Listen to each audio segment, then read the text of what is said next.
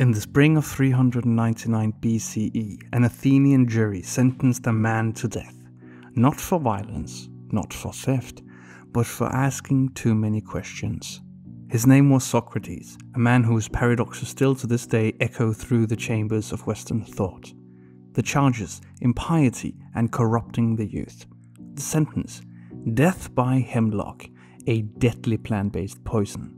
Socrates is guilty of corrupting the young and of not believing in the gods in whom the city believes, but in other new spiritual things. But behind the formal accusations was something far more profound, a challenge to the religious foundations and general way of thinking in Athenian society. Let's begin by understanding the world Socrates lived in. At the time of Socrates' trial, Athens was a city still shaken by war, defeat and political turmoil. Just a few years earlier, it had lost the Peloponnesian War to Sparta, suffered a brief period of violent oligarchic rule under the 30 tyrants, and only recently restored its democracy. The city was fragile, anxious and wary of anyone seen as a threat to its stability. Ancient Athens in the 5th century BCE was a deeply religious society, but not in the way many present-day people may expect.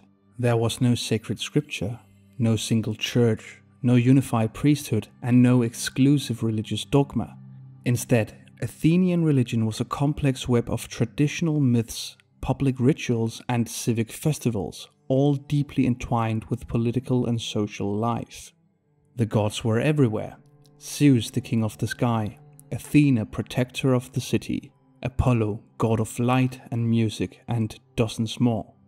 People sacrificed animals to win favor. They interpreted omens and dreams. They consulted oracles, like the famous one at Delphi, for divine advice. This kind of belief is often called polytheistic ritualism. What mattered mostly wasn't what you believed privately, but how you participated publicly. Were you honoring the gods with the right actions at the right times, in the right way? In that context, Socrates' crime wasn't just abstract. It was political blasphemy, a public insult to the traditional order. Socrates didn't write books. What we know comes from his student Plato and from Xenophon, a soldier and historian. Their records paint a clear picture. Socrates went around Athens, speaking to politicians, craftsmen, poets and others, asking them what they thought they knew. And then he would show them, gently or not so gently, that they didn't really know. That their beliefs, including their religious beliefs, didn't hold up to scrutiny. Socrates would begin by asking someone a simple question, often about a concept they claimed to understand, like justice or courage or piety. When they answered, he'd follow up with more questions. Slowly, step by step, he'd expose contradictions or ambiguities in their answers. Sometimes the contradictions were logical, other times they were ethical. Often they were unexamined assumptions, ideas inherited from tradition or authority, never seriously questioned. Socrates was always in public, for he went early in the morning to the walking places in gymnasia, and when the agora was full, he was there, and he was always to be found where most people were to be met. He would say to them, "Tell me, my friend, you have a reputation for wisdom. Can you tell me what justice is?" This method of questioning, known today as the Socratic method, was not about winning arguments. It was about testing ideas, exposing contradictions and pushing deeper into understanding. When directed at the traditional religious beliefs of the time, Socrates' method became more than merely provocative. It was deeply unsettling, because it revealed that even the most devout, it turned out, often couldn't explain the essence of what they claimed to believe and lived by. One of the most important dialogues where Socrates examines religion is Plato's Euthyphro. In it, Socrates meets a man named Euthyphro, who is prosecuting his own father for murder, claiming it's the pious thing to do. Socrates asks him, "What is piety?" In other words, what makes an action genuinely religious or morally right? Euthyphro responds, "Piety is what the gods love." And then Socrates delivers one of the most enduring challenges to religious morality. Is the pious loved by the gods because it is pious, Or is it pious because it is loved by the gods? Let's unpack this. This is now known as the Euthyphro dilemma, and it raises two possibilities. If something is good because the gods love it, then morality is arbitrary. Anything, even cruelty, could be good if the gods say so. If, on the other hand, the gods love it because it is good, then morality exists independently of the gods, meaning we don't need gods to define what's right or wrong. This dilemma still echoes through debates on religious ethics today. For secular thinkers, it marks a turning point, a moment when morality began to stand apart from the gods. One of the most revealing moments in Plato's Apology, Socrates' defense speech at his trial, is when he describes the origin of his philosophical mission. He tells the jury that his lifelong habit of questioning other people's beliefs and assumptions began with a mysterious statement from the oracle at Delphi. When asked if anyone was wiser than Socrates, the oracle replied, "No one." Socrates didn't accept this blindly. He didn't celebrate it or use it as proof of his own brilliance. Instead, he set out to disprove it. He began questioning people who were widely thought to be wise, and what he discovered was that although they often spoke with confidence, they couldn't actually explain what they claimed to know. Their beliefs, when examined, were shallow, full of contradictions, assumptions, and vague ideas. And so Socrates came to a paradoxical conclusion. He was the wisest not because he knew more than others, but because he recognized the limits of his knowledge. I examined the man. I need not give his name, but he was one of our politicians. And in this conversation, I came to see that although he was thought wise, he was not. After him, I went to the poets, and I asked myself, not only are they unable to explain their poetry, but they think they know all sorts of things that they do not. Then I went to the craftsmen. They knew many fine things, and in this they were wiser than I. But they thought themselves wise in other areas as well, and this overconfidence spoiled their real knowledge. It is likely that neither of us knows anything worthwhile, but he thinks he knows something when he does not, whereas I, as I do not know anything, do not think I do either. So I am likely to be wiser than he to this small extent, that I do not think I know what I do not know.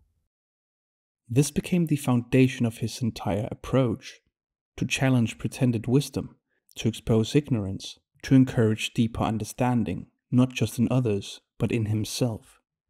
This mission, Socrates believed, was not simply personal. It was, in his view, a kind of divine mandate. I will obey the god rather than you, and while I live and am able to continue, I shall never give up philosophy. At first, this might sound like a religious declaration, but Socrates never names a specific deity. He doesn't invoke Zeus, Apollo, or Athena. Instead, he uses the term the god, ho theos, singular, abstract, and undefined. It's unclear whether he means a literal being or something more universal, a symbol of moral order or rational duty, or even conscience itself.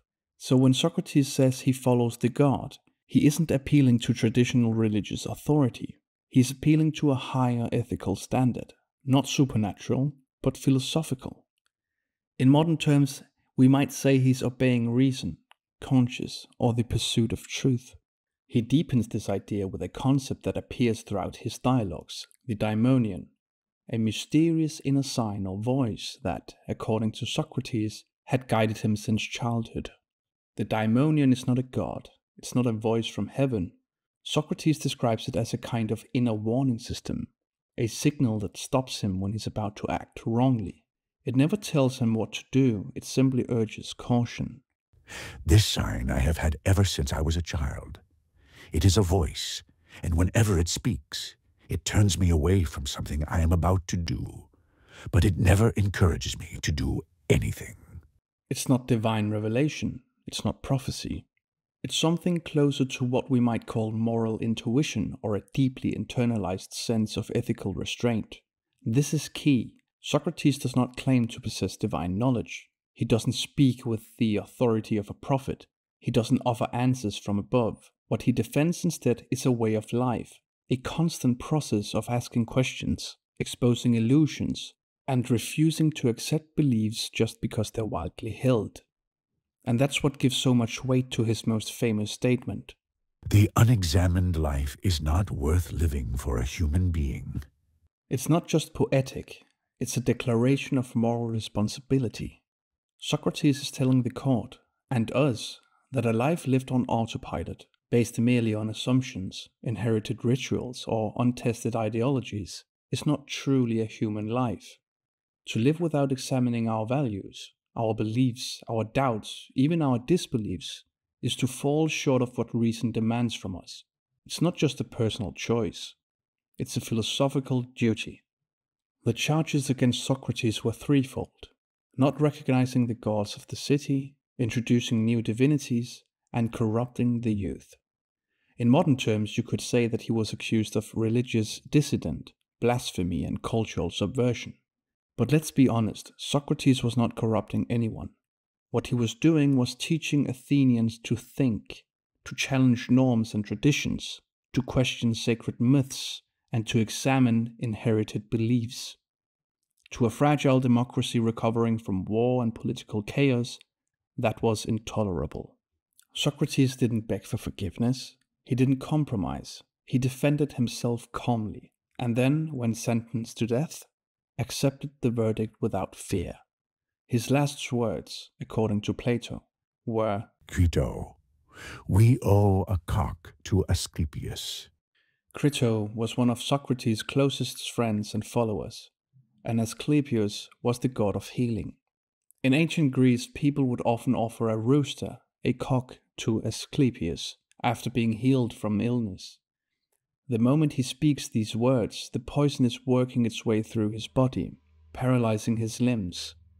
This is the end, and yet in that moment he speaks as though something has been cured, as though something has been healed. The final words of Socrates, as recorded by Plato, are among the most debated lines in all of philosophy. Some interpret the line to mean that death was the cure for the disease and struggle of life. Others interpret it merely through the lens of Socratic irony. He had spent his life questioning the traditional gods, exposing the contradictions in public perceptions of piety, and urging people to examine what they blindly accept. And now, in his last breath, he calls for a sacrifice, a traditional religious offering. Perhaps the greatest irony of all is that the man condemned for impiety may have died making one of the most theologically loaded statements in history, while still refusing to give religion the last word. Socrates' last sentence refused to be simple, and that's fitting. He lived by questions, not answers, and died the same way. Socrates left no doctrines, no sacred texts, and no final answers. But he left a method, and that method, relentless questioning, rational inquiry, and moral reasoning, laid the groundwork for secular philosophy. Plato, his student, would elevate abstract reason above myth. Epicurus would go further, arguing that gods, if they existed, had no role in human affairs.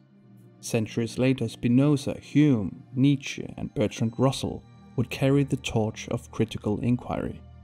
They all share one idea: truth is not handed down, it's discovered through doubt, through logic, and through conversation. Though accused of impiety, Socrates never outright rejected the gods. He may not have called himself an atheist or claimed to be irreligious, but in a society where the divine was accepted without question, he dared to question it. And when belief couldn't answer back, he kept asking. Socrates may have been executed on that spring day in ancient Athens, but his legacy endures, not in monuments or creeds, but in the questions we still dare to ask. More than 2,000 years later, the ideas he lived and died for remains as urgent as ever. He taught that doubt is not weakness, that uncertainty is not failure, and that free, meaningful life is not built on blind belief, but on the courage to question, even and perhaps especially when it costs you everything. Or as he puts it, "The greatest good of man is daily to converse about virtue, examining myself and others, for the unexamined life is not worth living." Thank you all for watching.